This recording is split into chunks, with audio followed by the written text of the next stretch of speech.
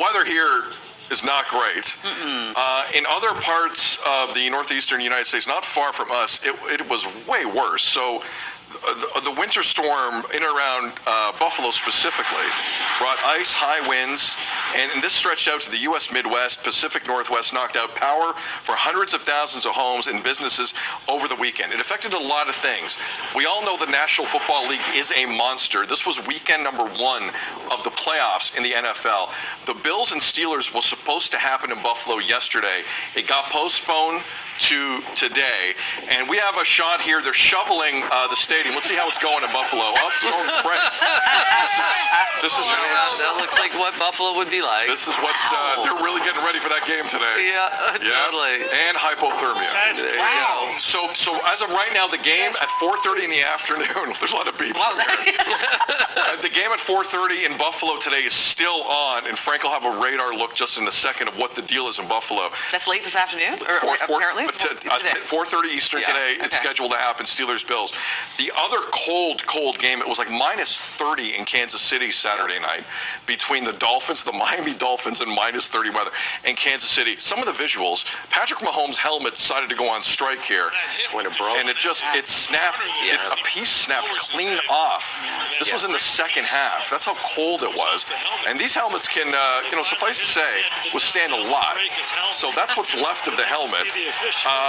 We're going to show you what's left of Andy Reid's mustache.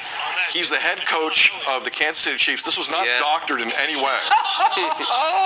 This is a real human mustache in that weather. But think about what that football would have felt like catching, and it would have been a rock. Oh, it's rough. Yeah, it's rough. rough. You know how you hold on to it. And even to kick that football as well. Finally, on my end, yes, Taylor Swift did show up. I was wrong. Taylor Swift showed up wearing an 87 jacket, and the jacket actually made a lot of waves online. It was designed by Christian Usyk, the wife of a 49ers player. Your thoughts on the jacket quickly, Mayor? You like it? Yeah. Great jacket? Yeah, that's a win right there. I think they said twinning and winning was the post. Twinning and winning? From Brittany. Yeah, twinning and winning. Yeah. All right, so I know Frank's gone down this road a couple times. I was under the impression the threat of snow was done in Buffalo, which is why they kind of pushed it to today. That's not the case, Frank. What are you seeing on the radar? The reason for snow, of course, is lake effect. Lake effect is caused by cold winds blowing across open water. And it's just like a snowblower, right? So wherever the wind direction goes is where the snow will fall. And right now, this is a current live look this morning towards Buffalo. So what you see to your left is Lake Erie. So that warm water, Lake Erie, cold air blowing across.